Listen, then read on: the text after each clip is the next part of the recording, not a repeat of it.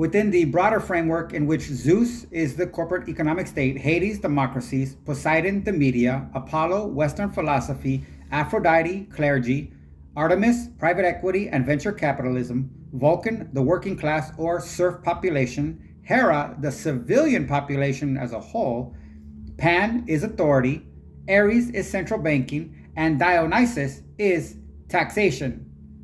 Quote, the power to tax is the power to destroy. Supreme Court Chief Justice John Marshall, like 1832 or something like that.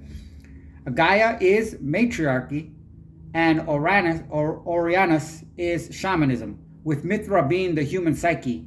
Cerberus comes in as professional bodies, specifically lawyers' associations, fraternal orders of police, and lobbyists.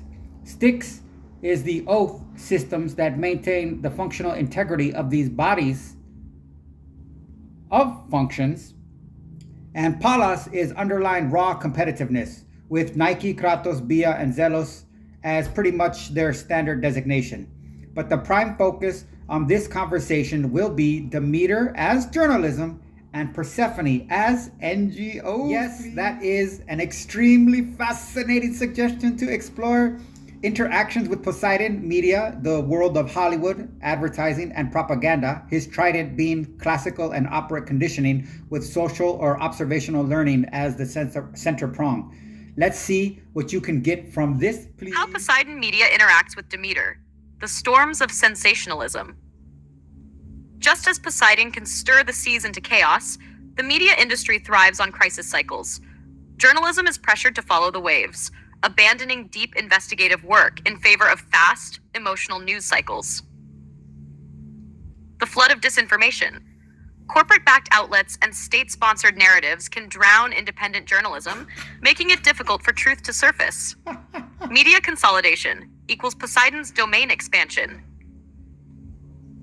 A few giant media corporations, Disney, Comcast, News Corp, etc., have swallowed journalism outlets, meaning Demeter's control over information is no longer fully hers. Poseidon owns her land and can decide when to flood or drought it. Cults of personality, myth-making.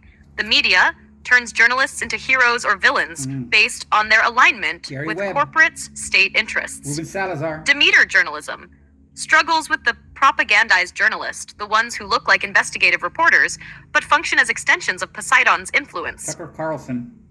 How Poseidon media interacts with Persephone NGOs. NGO legitimacy is built through media exposure. NGOs that receive media attention thrive, while those that do not wither in obscurity. This means many NGOs must align with dominant media narratives to stay relevant. Selective storytelling and crisis prioritization. The media chooses which humanitarian crises get attention. NGOs, in turn, shift their focus toward what gets media coverage, creating invisible crises that lack funding. Example, wars or famines that don't fit Western narratives receive little to no coverage, meaning aid organizations struggle to operate there. The branding of activism. NGOs rely on media-friendly figures, celebrities, activists with mass appeal to drive funding. This turns Persephone into a marketable product, reducing grassroots activism to branded campaigns.